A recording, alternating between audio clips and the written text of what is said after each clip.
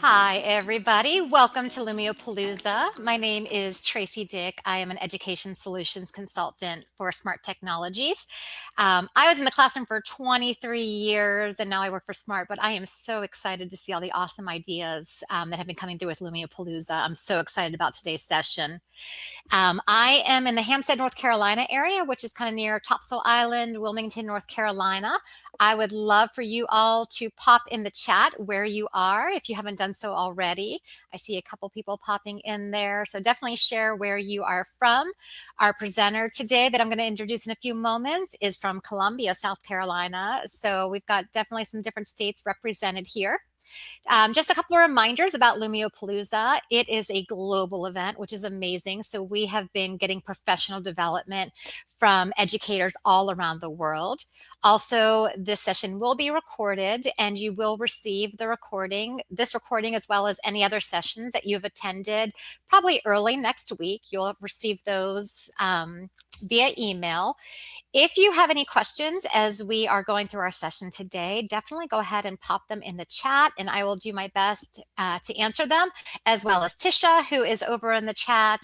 She is behind the scenes today producing our session. So definitely ask those questions as they pop up. At the end of the session, you're going to be given a link to the survey. Make sure you take that survey so that you get your certificate for attending today's session.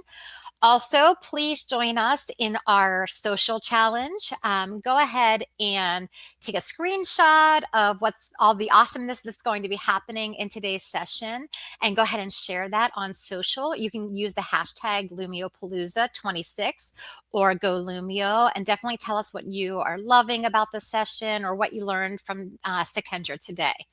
So with that being said, we're going to go ahead and bring Sakendra on. Sakendra is a secondary ELA teacher for Richland 1. Hi, Sakendra. Welcome. Hello. Thank you for having me. Awesome. And yeah, so Sakendra's going to show us, sorry to interrupt you there, how AI and Lumio work together to help educators create those engaging, standards-aligned lessons that we know are so important. She's going to use Lumio to do it, to help promote that deeper literary analysis and meaningful text-based learning. As we get started, Sakendra, if you want to tell us a little bit about yourself and then maybe what inspired your ideas for this lesson. Excellent. Well, hello, everyone. So, again, my name is Sakendra Turner.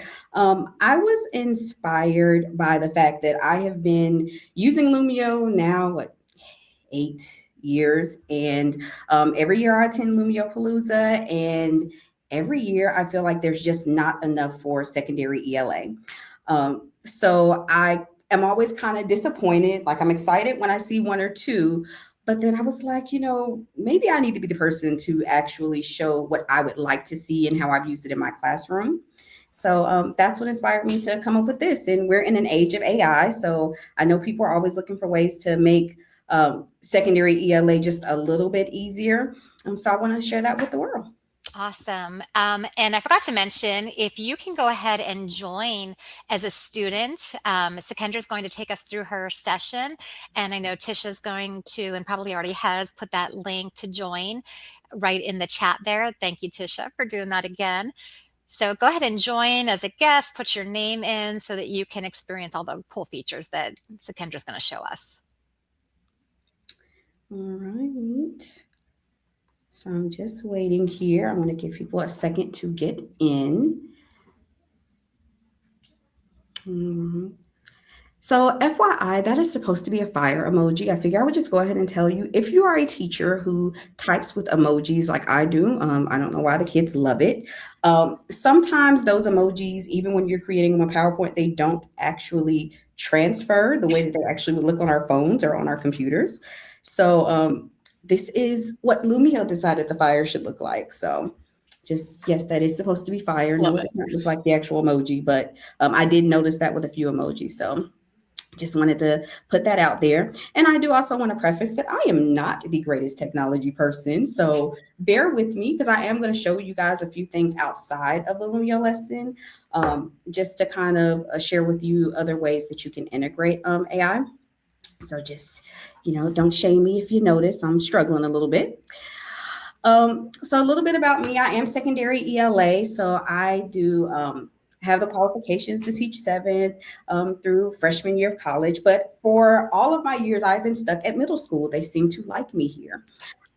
So this year I'll be teaching eighth grade ELA and ninth grade English one honors. I've done that for this is now year 4, 5, something like that.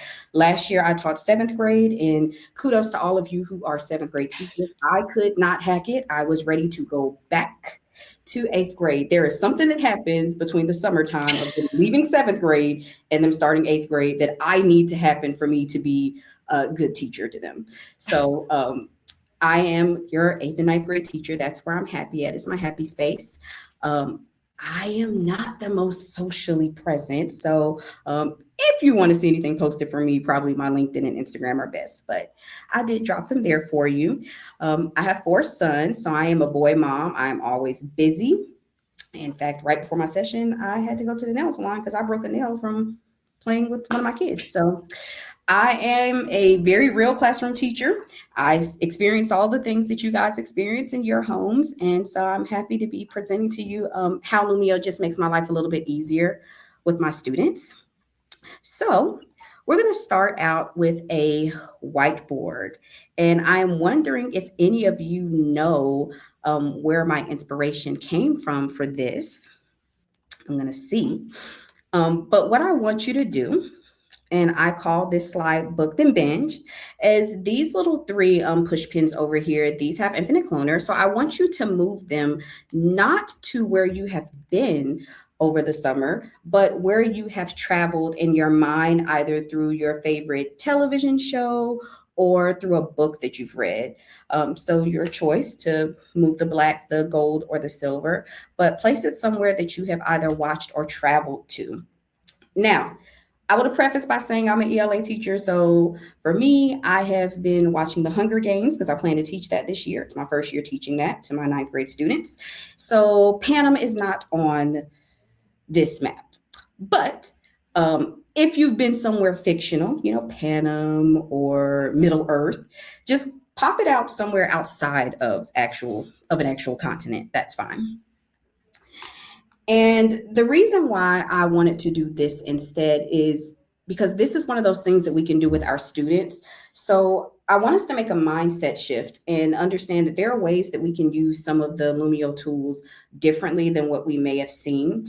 So if you were to do this in your classroom, it would kind of bring those meaningful conversations for students to actually think about settings and what happens when authors place those stories in different places and how it might change if it was in Asia as opposed to being in Africa. So it kind of stimulates that conversation of what that about disciplinary literacy and what that looks like. So I really wanted us to take a chance to look at this. And if you can't tell, if you haven't already figured out, this is a background that I made. It is supposed to be a replication of the screen that you see when Netflix comes on. Um, and the reason I did that is because a lot of times for our kids, if something resonates with them, especially in eighth and ninth grade when they're just schooled out and they're like, I'm only coming because my parents make me and I don't want my parents to get locked up because that's what they say to us. This will be something that actually gets them interested and then they want to participate in your class because they're like, oh, it's Netflix. Are we going to watch it? No, we're not going to watch it, but we can talk about it. So I see a lot of people who have been watching some things here in the US. I know some people over here. I see England, some places in Africa. I guess people that are watching the game probably would put their pins there. In hindsight, I probably should have chosen a map that had actual boundaries that I could see, like the state or the country, but um, that didn't come to my mind. So if you do choose to do this, maybe that is something that you might want to do is choose a map that actually articulates the places we can see. This adds a little bit of rigor to it because now the kids have to know exactly where those places are. So we're going to go ahead and move on. So on our agenda today, so I want to ask you today to reimagine, refine, and remix your thinking.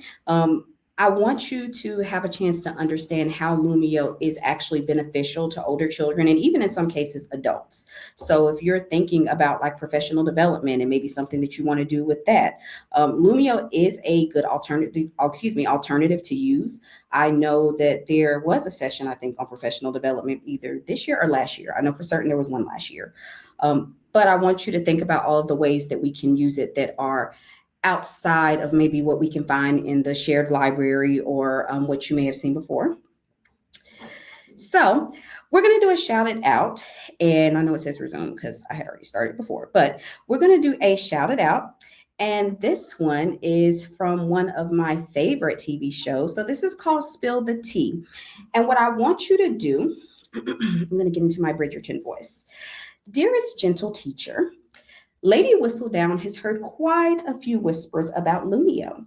So I want to know what tea you have heard. Have you heard that Lumio is only for elementary classrooms? Is it just another digital worksheet? So just something else to add to our workload? Is it difficult to learn? Or have you potentially heard that it's only useful if you have a smart board? So I want you to use this to actually post any rumors that you have heard about Lumio, good ones and bad ones. We are spilling the tea like we're on Bridgerton, which is one of my favorite TV shows, and I will take any chance I can to integrate it into my teaching. So, heard it saves teachers time. It can save time. It can save time. Any other myths or assumptions that we've heard? And I love this because I can make it bigger. So if I want to spotlight this person, okay, heard it saves teachers time. Yes, I can spotlight them and then put it back. You can create AI lessons and games with it. Yes, you can create AI lessons and games with it. In fact, the new AI integration is amazing. I have only used it once or twice because it literally came out during the summer, and I'm already excited about what it can do and what's going to happen when like it gets some upgrades to it. So I am excited about that. Um, Thank you, this person, for telling the truth. I feel like whenever I do this, people are like, they don't want to tell the truth. Difficult to design in. Yes, I can agree. I also have been in that space where I heard it is difficult to design in. And I will be honest, it used to be. It used to be. And even sometimes now I find myself like trying to check around things and figure it out. So I do agree. You can actually feel that way. So thank you for being honest. One more thing I have to learn. I already have Google Slides made. Yes, well, actually, this will be great because if you already have Google Slides made, then it's a great way to integrate them. So you've already done half the work. Excellent resource to use with special needs students. Yes, I love that. This is really good for special needs students, especially because we can make digital manipulatives. In the ELA world, that would be like moving phonetics and things like that. I love it. Always changes for the better. Heard that it's super for engagement, and I haven't heard of any, and that is great. So we're going to hear about it today. So in my classroom, spilling the tea looks like last night we read Just Lather, That's All, and I want to know what you thought about it. Were there any parts that were difficult? What words did you not understand? Is there a piece of the text that maybe you want me to review before we have our discussion post? So those are the things that I would actually have my children spill the tea on. This is actually a background that I made in Canva, so I'm going to talk to you a little bit about that in a second. But this is an excellent way to get your students invested because tea is rumors, it's myths, it's the gossip. And if we reframe what we're reading, especially some of those classics like Romeo and Juliet, and we have them actually think about it as the tea, a lot of times they're eager to get involved, especially with students of color. So, obviously I'm a Black teacher. So a lot of times my students, they need things that resonate with them, and clocking the T is all the rave right now. Took me a little while to understand what it meant. So actually giving them something that they would use outside of the classroom and transferring that knowledge into the classroom is something that works really well for us as English teachers. All right. So we're going to move on. So this does not actually have an activity, but I wanted you to show you kind of another idea of how you can use that. So I actually created it in Canva, and it says The Real Housewives of Verona. So if you've ever read Romeo and Juliet, it takes place in Verona. And a lot of times my ninth grade students do not want to read it. They are like, this is boring. I don't like it. They don't understand the language. So you get all of those things. So sometimes just doing a shout it out activity and changing that background, something like this gets them super invested, so then they can actually start spilling the tea again. Or for this one, this is my one I call provide the receipts. So providing the receipts means I ask you a question and you provide me the detail from the text. And we would do it on a shout it out. Sometimes I might do a column where they actually have to put it under rumors or myths, and then other times it'll just be all over, kind of like the one we just did. But this is also something that was made in Canva. So that takes a little bit of effort. The design aspect takes effort if you want to actually have it look a certain way, but it will get your students engaged. So this, you, yes, you do notice this one is a little bland. I just added this maybe like 30 minutes ago because for those of us who want to know how to design those backgrounds with Canva and Lumio, I wanted you to have instructions. So if you are actually going to take my teacher shared copy, then you will have these instructions and you can do it on your own. But before we move on, I wanted to show you how insanely easy it is for you to do it. So this is another presentation that I made in Canva. Now, I won't lie. I actually pulled the foundation of this from somewhere off Google. I typed in Shark Tank PowerPoint template, slides to go, one of those free things. And then I pulled this because my kids were doing a Shark Tank simulation with argumentative writing, and I kind of wanted them to get invested in it, and they loved it. We watched Shark Tank episodes and all that jazz. But if I wanted this instead to go into Lumio so that we could kind of walk through the interactive activities together, then all you would have to do is over here on the left-hand side of Canva, you have these apps. I've already added Lumio to mine, but of course you would have to add it. So you could just click on it and you would search for Lumio. But for me, since I've already added, I'm just going to show you what happens when you click on it. So once you've done your whole entire presentation, you can click on Lumio and it will come up like this, and you'll tell it to export. And once you tell it to export, you can answer all of these questions. I don't suggest including the notes because it kind of makes your presentation small. But once you do that and you hit export, it actually gives you a link that you would use. And when you click on that link and you paste it into your browser, it takes you to your Lumio account and then it's already there. So then all you have to do at that point, so you would click on it actually. I don't know why mine is not being nice to me. But if you were actually wanting to use this, you would actually click on it really fast. You would put that link in there, and then it would actually allow you to see it. I don't know if it's going to allow me because I'm in it. Let's see. Is it going to? Yes, it's pulling it from Canva right here. Oh, it's moving really slow. Anywho, in a second, it will pop up over here and show you actually that that Shark Tank file has been there. So it might be taking a while because I have kind of like the pictures and things like that, but it will show up. So we'll come back to it in a second and I'll show you that. So the first thing, debunking the elementary myth. So it is a myth. Lumio is only designed for elementary classrooms because of its colorful game-like activities. I had heard that before I started teaching. But the reality is that Lumio's activity templates are content neutral. So the rigor actually comes from you and the questions and the tasks that you put together and you design from your students. So the takeaway that I want you to have from this session is that Lumio does support advanced literary analysis. You can have discussions, collaboration, and you can actually build in that critical thinking in both middle and high school classrooms. And so I want you to keep that in mind as I show you some of these ways I've done it. So something else I've done, my Lumio sessions, because I don't want to lie, my Lumio sessions are not always that extravagant. Like my Real Housewives of Verona slide. Sometimes it's just that there's something in Lumio that will add to what I'm doing in class. So in the 7th grade that I was teaching last year, I was doing Queen of Cotway with them. We were in our argumentative unit, and I really wanted them to understand what chess is because I was in a Title I school. For those of you that know what Title I is, it's a high poverty school. And a lot of them had heard of chess, but they didn't really understand the foundational skills. And to watch a movie like Queen of Cotway, you kind of have to understand what chess is, at least a basic knowledge of it. So what I did was I printed this little thing I got off of Google over here on the left, this little instruction sheet about what the pieces do. I printed that in black and white. I handed every kid one. And then we put the chess activity from Lumio up on the smart board, and I allowed the kids to kind of play against one another. And then the kids who weren't able to play, they were actually looking at their instruction sheet and going, "Oh no, you can't move the knight like that. The knight doesn't move up and down. It has to move in an L shape."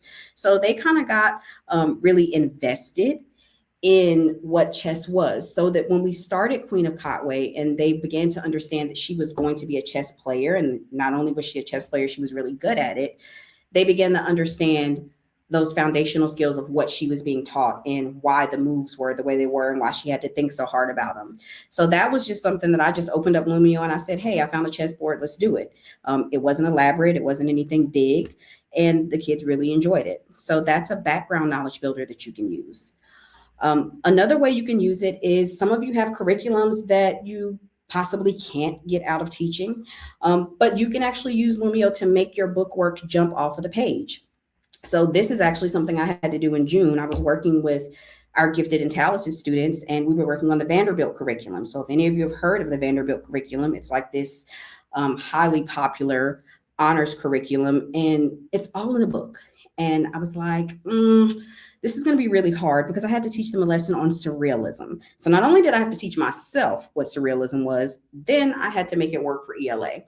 So I just took that and kind of made the slides in Canva, just like I showed you.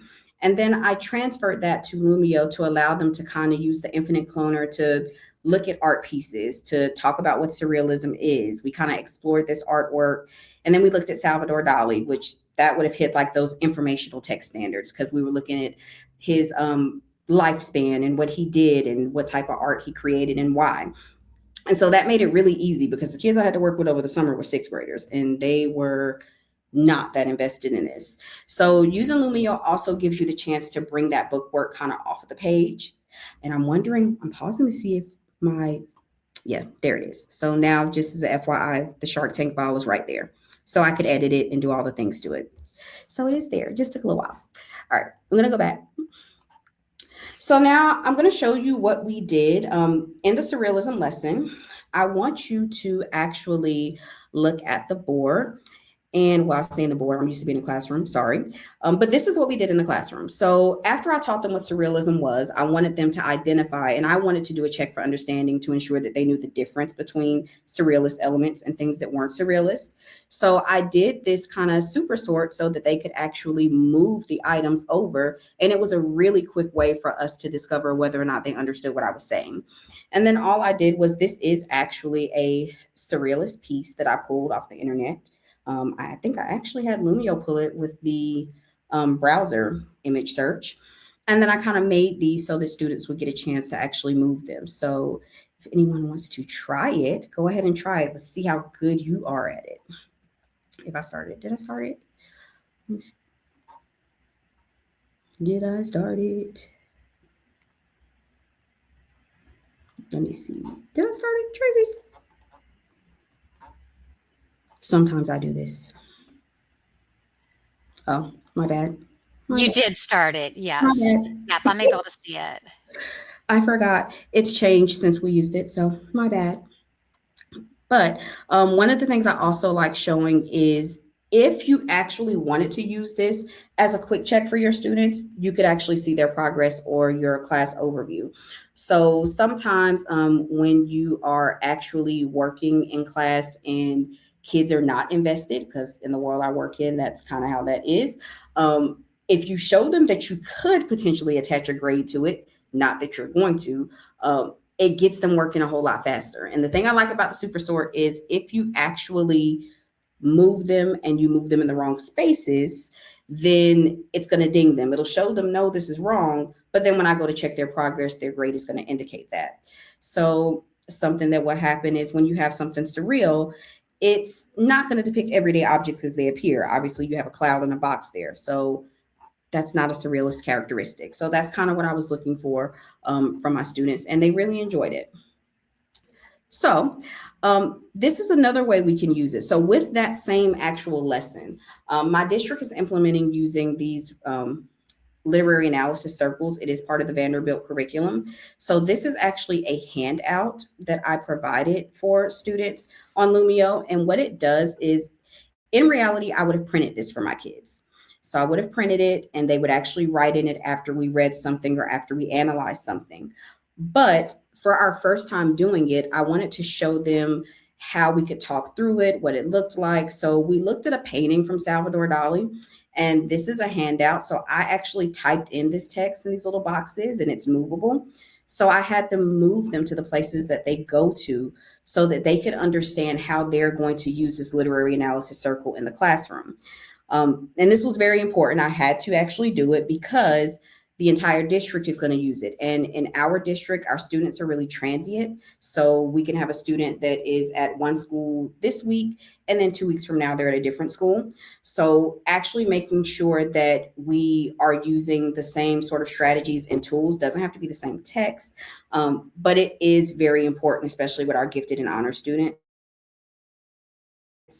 So this was a way for me to teach them how to use that literary analysis circle. And this was just a picture that I put on here. It's not even really a good one. And they were able to move these around to the correct places. Now I'm just putting them anywhere at this point, but the learning comes with these arrows here. So part of this Vanderbilt curriculum is that once students would fill in this circle, is they have to identify connections. So I wanted them to use the arrows to kind of identify those connections so that we could discuss them in class. And all of the arrows have the infinite cloner on them, so they could use as many as they want, delete them if they put them in the wrong space. But this was a really good way to actually get them working on the literary analysis circle. And actually, this one is um, the rhetorical analysis circle, but there are like three that we have to teach them. So this is a good way for you to actually integrate handouts and worksheets that you might potentially be using on a daily or like graphic organizers, and giving them kind of a low stakes way to practice. And then, of course, you can always see what they're doing. Those students who are actually participating, you would be able to see what they're doing outside of that because you can actually see who moves things. And it is very challenging. And the one thing I do like is this is new. We didn't used to be able to do this, but the fact that you could actually get a PDF copy of the work itself, I have not tried it yet.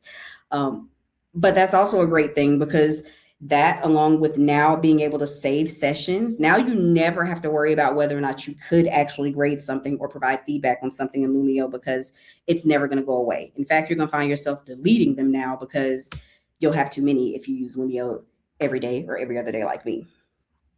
So that's just another cool way that you can use it. And again, this was a picture I took out of a book.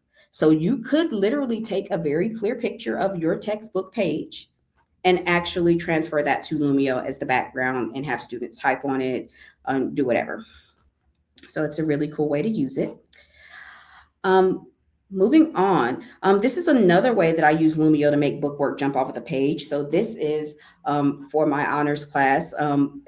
So true story, I got tired of teaching the same thing to my ninth graders, and I decided one year that I was going to teach a jury of her peers.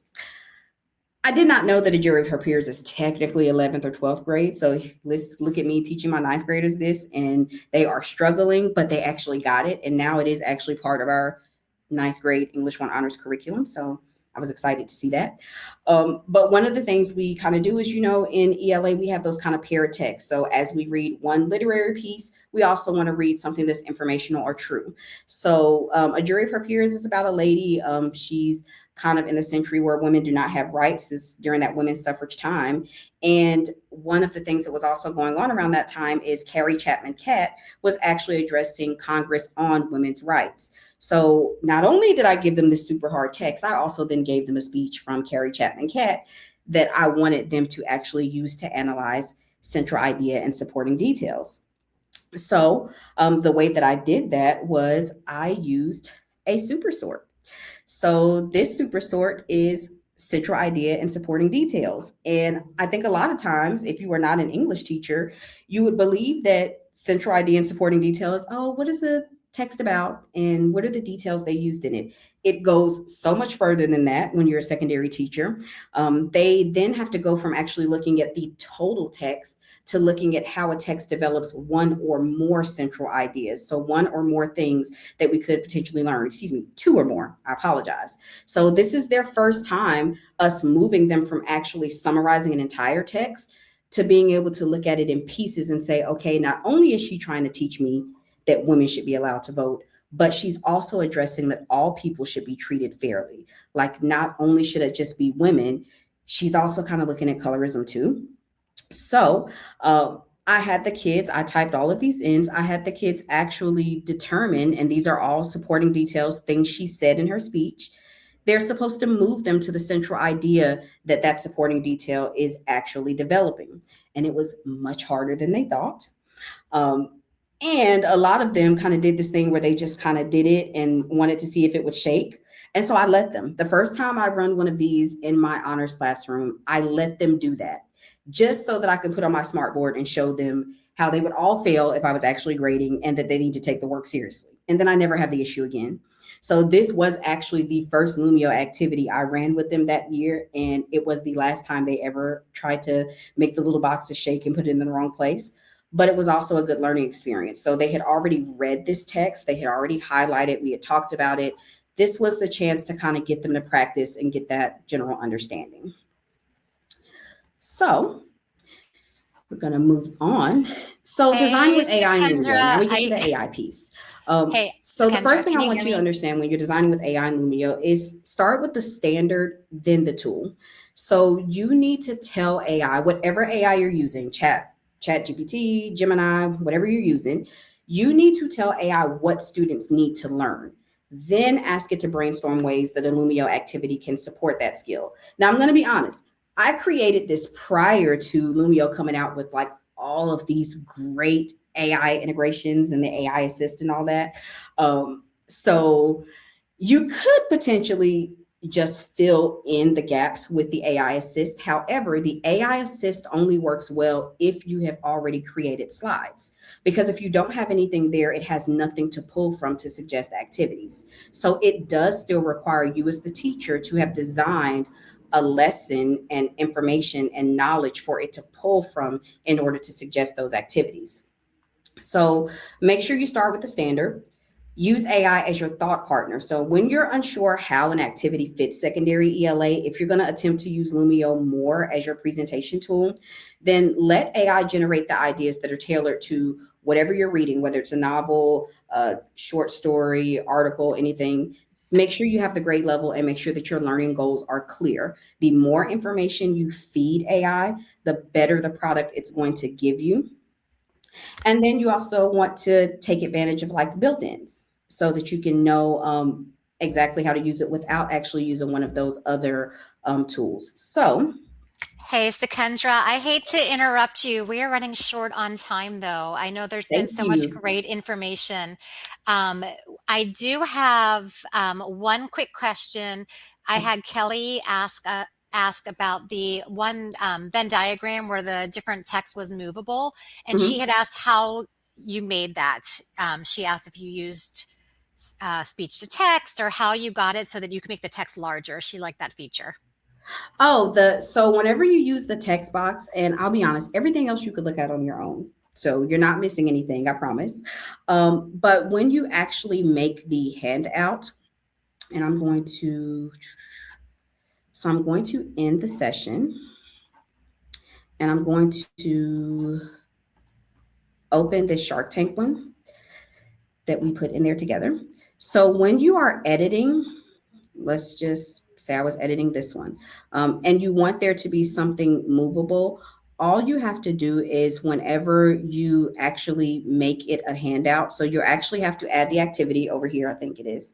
So you would convert it to the individual handout, but you do that after you've already added your things to it. So this will be me adding a text box. Where did it go? Let me see where my text box went. Okay, there's my text box. And if I change the color and I type something in, you could make it bigger. Did it make it bigger? No, I probably have to highlight it. You can make it bigger. And so all I did was those answers, they actually came out of that Vanderbilt book. So they actually advised some things a student would fill in. And I just put a whole bunch of these on the page and I made them, I didn't lock them down because if you lock them down, they can't move them. But as long as you don't lock it down, it's going to be movable. So the background was that picture of my book that I took. And then I just made it a handout. So individual handout. Awesome. Thank you so much, Sakendra. I know we're out of time. You will be getting a copy of Sakendra's teacher lesson, and I saw that Tisha put it there in the chat, so thank you so much. Before you go, make sure that you have taken a screenshot and go ahead and make sure that you join that social challenge. You can win a gift card if you go ahead and share it on social, tag Lumio in it. Go ahead and do hashtag GoLumio, hashtag LumioPalooza26. So make sure that you do that. Tisha is also going to put the survey into the chat there. So make sure that you go ahead and complete that survey so that you get the certificate. And then I believe she's also going to post some links to some additional how-tos and learning material as well in that in the chat there. So Sakendra, you were amazing. So many awesome ideas. You. Yes, thank you everybody for joining us today. And I hope that you have enjoyed Lumia Palooza. Have a great day.